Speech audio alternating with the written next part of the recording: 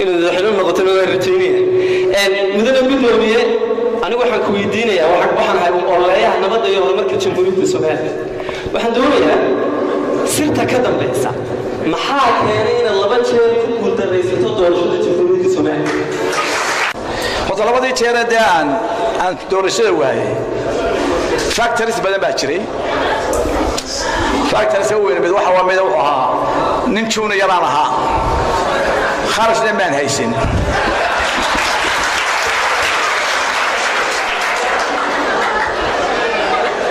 waa talabaade adigu waxaan u kaabegelay sidii wastaraka watan diyaaradaha kiraysta xitaa moogta wadbadayga hadda aragtaana issues baan ka hadlayay baashana qabyaalad bay ku fadhid tolaahi bay ahayd moogta waa tasaddexaade dee laba nin oo nina yahay incumbent president oo maqaaniisimka oo dhan haysto nina uu yahay فتر سياسة إلى 69 كي وسيرها على واصل ترتمي دور كنا أنا عوفلا كأباك so دور كان it's my time وها عبد الرحمن با ليوصل دروي كقل ليروه كي عبد الرحمن يقول قبصلي فقيلها يسوع عليه سبحانه وتعالى لكن مرنا واحد شيء فيسأل ورابع الفوت كم وين xumaan factory siyaasadeed jiray moogtay laakiin waxaas ku iloobiya inaan dal yeelana meesha weeyma inaan kursi helama priority kursi maaha waa inuu qaran yeelana maalintii 5 ku ka helay riyaal siiraayo ana uhur mataqaanay hadbaliyay waan iga yiri nabi maxamed alayhi wasallam ku dhinto kale aday ninkii Soomaaliland doonaya Soomaaliland way jirtaa ninkii siiraayo doon siiraayo uu dhacay baa su'aashan laakiin weydiinaya waxay tahay hadalkaagii waxa ku jiray mudane gudoomiye waxaad reer awdal ka saami badan yihiin balaan ka soo jeeda anigu tusaalahan Soomaaliland saynu ognahay gudoomiye laba beelood baa dega beelaha kale dirafyada adna mid baad abti u tahay adna mid baan abti u hay waxaan ka wadaa sida Soomaaliya sanaad markaan ka wado iyo Sayla waxaan Djibouti baan ka wadaa Sayla inta xad kala leedahay inta badan siyaasiyiinta reer Soomaaliland waxay raadaan in saamigi gobolada Awdal iyo Salal ama gobolada galbeedka Soomaaliland iga reeb gabale waxaan doonayaa Awdal iyo Salal marka aad leedahay saami buu ka badan yahay beesha aan jeegoon qabyaalad cad la ku hadlayo oo maanta Faysal Cali Waraabe yahay ciida gala oo garxajisa oo Hargeysa u dhashay marka uu leeyahay maxaa heedeen soalan intii madaxweyne Soomaali Cabdiraxmaan Kubriin buuha intigaaleed buuha daaliyaana iga bareer silaadi maanta cid bay tahay saddexdaa madaxweyne gudoomiye Soomaali Somaliland ciduba waxay yihiin inay meel kaliya ka soo jeedaan Soomaaliya oo daaliyaana aqida kursi ka soo jeeda gobolada galbeedka Somaliland siiba Awdal iyo Salal ma u dhigmataa in markasta siyaasiyiinta reer Somaliland ay yiraahdaan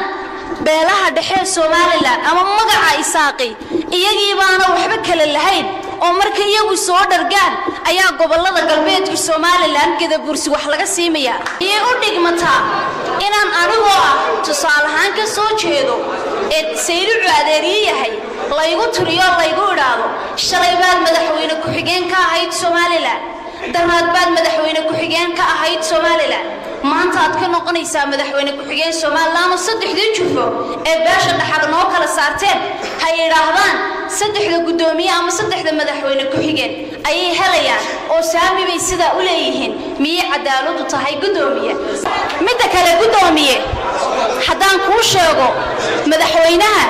dastuurka qaranka Soomaaliland wuxuu siiyay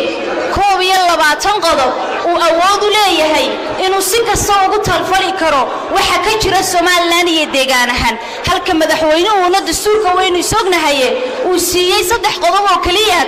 uu yahay kusimo iyo loo igmaday mid kaloona imika iga maqan oo loobi karin sheekadii waxa dhamaysan isla nimcada islaahay nimcada su'aal bay weydiisan ma ahayn nimca wixii oo dhan sheegtay uurkiina ku jiray nimco waxa weey horta markii hore soo waxa weey adeer wixii ma kan ire beeshan waa laga idiga ka beel badan ka misaami badan waxaan ku tusiyo inay cadaalad darro meesha jirto laakiin baan simeyn dee ciidagale iyo awdal baan simeyn moogti laba samaroon iyo dee aan bagar haysma lama seegimo waxayna blocks bayna blocks waxayna nahay isaaq block samaroon block harti block ciise block gabooye block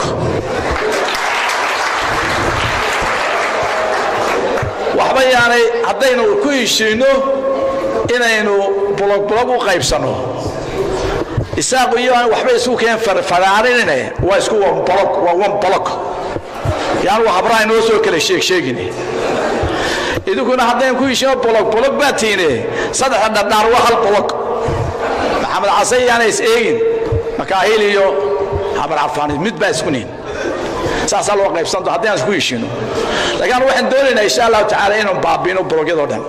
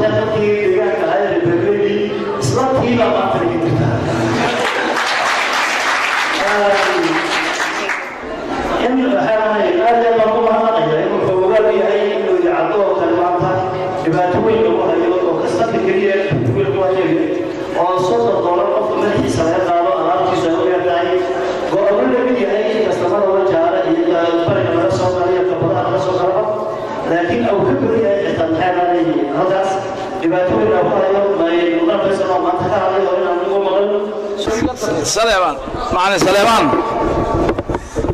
ارتوى ما انت شيكتي بدنا واقب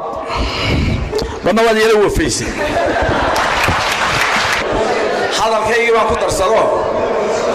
ما انت دولتي Soomaaliya joogtay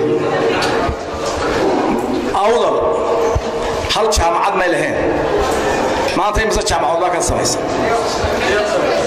maanta hal laamiya ma lahayn maanta hal fooq ma lahayn intii ay aqabsan karnay waa qabanay intii dawladina way naga maqantay dawladda ictiraafsan yahayna waana halkan ku socono inaan ictiraaf la insha Allah taala intii kale oo dhan shaqaalaha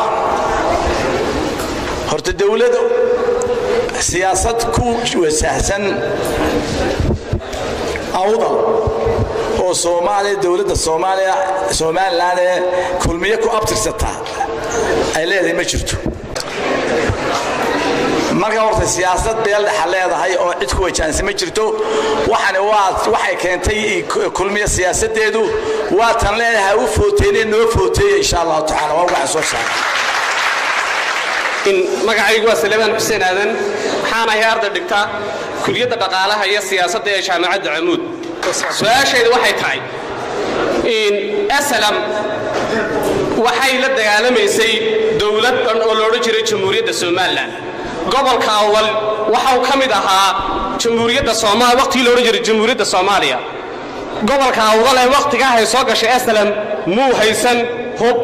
ma yahay qaqolayad dagaal waxay laayeen maati birmageydo sababta loo aaneeyo sababta dilkooga loo aaneeyaa waxay ahayd waxay garab siiyeen askartii joogtay in magaalooyinka fadhixun iyo boorama waa maxay sababta ku kaliftay aslam inay layso dad aan ka tirsanayn dawlad aslam taageeriya horta niba waxa dhacay adagu waxaan nahay hargeysan ahay laakiin waxa way dagaalkii Maxamed Siyaad Barre la dhacay beesha ceerigaabo degtay dega sanaag dega iyo sool ee taageeri jiray SNMta iyo dadka dega galbeedka ee SM taageeri jiray dagaalka waxaa la isku diray dadkii riximkooda ahaa ee isdhalay ayaa la isku diray oo maxamed dawladdaasi ay isku hubaysay oo dee masalan haddaanu isku eegno reer xareed iyo reer nuurku ismay bixinayn waana dadka dad isku xiga khasaaro uu dhacay laakiin waxaynu 19 waxaynu ku heshiinay in la isaamaxo waynu isaamaxnay asxaabtu waa ku isdilay moogtay magaalada ehelku waa isdilaa laakiin waynu isaamaxnay faylasha aynu soo faqfaqina dadkii dhintay Ilaahay u naxariisto subhanahu wa ta'ala